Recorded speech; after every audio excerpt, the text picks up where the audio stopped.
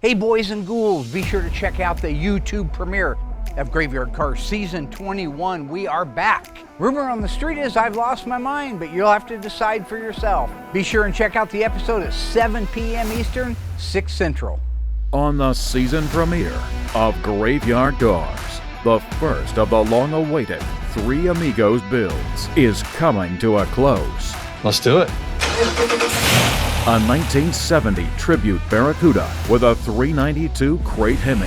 There she goes. Can Mark, with a little help from his assembly tech, successfully install the dash, fire up the powerful 392, Like a sewing machine. break in the AC system, and wrap up the interior, all before Alyssa arrives for this Barracuda's first road test in over 7 years. This just is not going to end well. Find out on the season premiere of Graveyard Carz. They're coming to get you, Barbara.